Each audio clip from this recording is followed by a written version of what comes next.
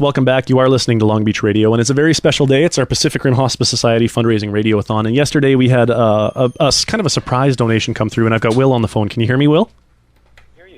You can hear me. Okay, I'm just making sure I can hear you. Can you just? Okay, good. All right. Yeah, life is good. I think we're doing it. Right on, man. We got a brand new phone equipment. So, Will, first off, how's the tour treating you? It's been amazing.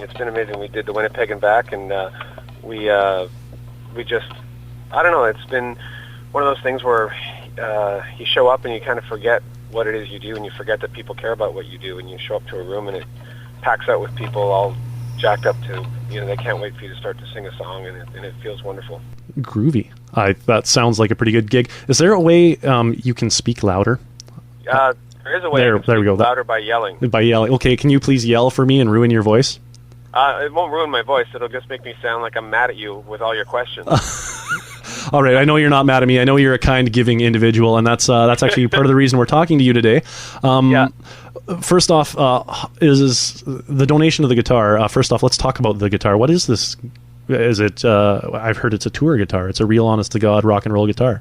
It is. It's. I've been playing Art and Lutheries for a number of years. They're called a folk cedar, and I first bought one in Toronto years and years ago when I needed one in a pinch, and they're very affordable. And I was doing some songwriting at the time with a wonderful, amazing, talented man, and I just needed to have a guitar. I couldn't show up and say, "Can I borrow one of yours?" Yeah. And I fell in love with the neck and threw a pickup in it, and I started playing them live. At that time, I was playing J45 Rosewoods, which expensive. They just break the bank every time you break them, Yeah. Beautiful to Mike, but DIing an acoustic guitar is a totally different world. Yeah. And there's no DI'd guitar that sounds like a good acoustic guitar. Agreed. Yeah. You have to kind of go from the mindset, now that you're DIing the instrument, you then take that sound and manipulate it to sound like something different. The pursuit for the perfect sounding acoustic, it'll never be trumped by a sound hole of a guitar just being what it is. Yeah. But the bottom line is I ended up with these. I played them, threw pickups in them. I could buy 3 or 4 of them at a time and go and really give them a life on stage and play them with passion, and then beat them up a little bit. They live in cold trailers, and they're gig after gig after gig. They're very reliable. And this one, it was a no-brainer for me when this was mentioned, and my wife brought it up to me, and I realized what the intention and the cause was and stuff like that. And I thought, that's easy. Like, just grab one that I've played, and I signed it, which I was asked to do so. And, yeah. Well, you signed a guitar for me a couple of years ago. Do you remember this story? Yeah. I had gone to see Sean Verow, and you were there, and you signed my guitar, and I was nervous because I had no idea who you were at the time. It was was it like a Strat or something? It was a Les Paul, yeah.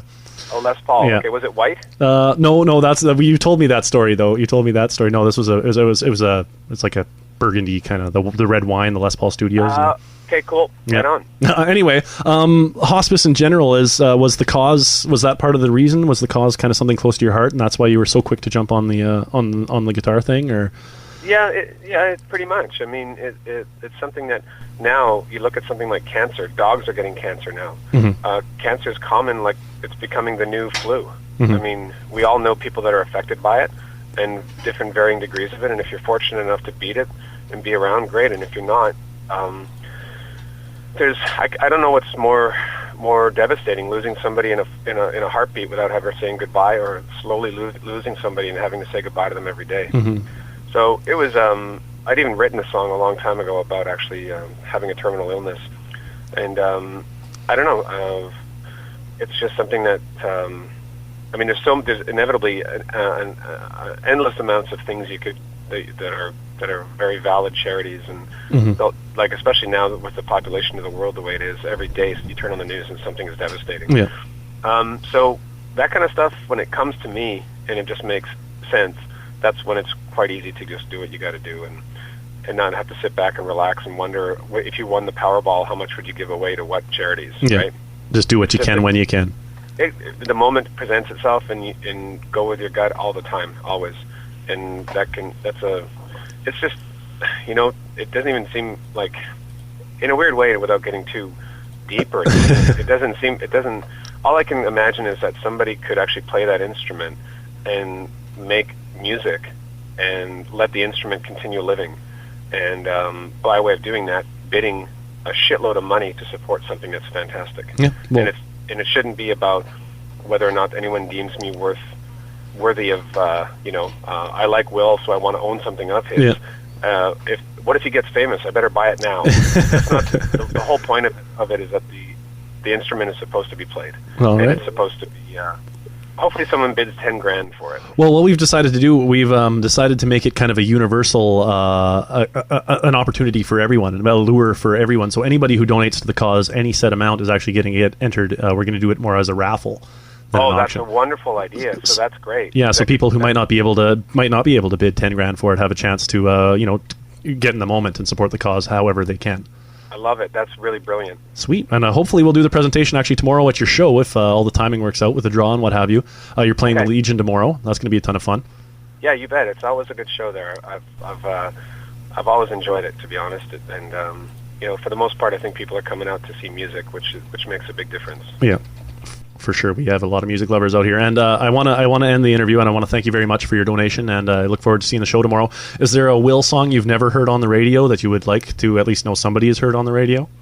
Wow, really? I can do that. I think I've got all of Both Hands and the new one in the computer. So either of those two albums, I can.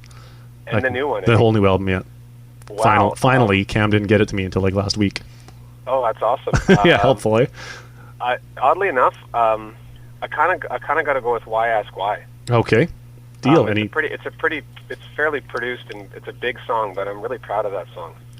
Well, there. And I don't think it'll ever really see much radio, but I really like it.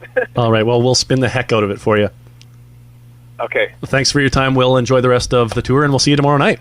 Hey, thanks a bunch, Jeff. Yeah. You have a great day. Will be here tomorrow. He donated a guitar to the cause, and this is a tune that he wanted us to hear on the radio. This is Why Ask Why. We'll be back with more live entertainment in just a few minutes here on Long Beach Radio.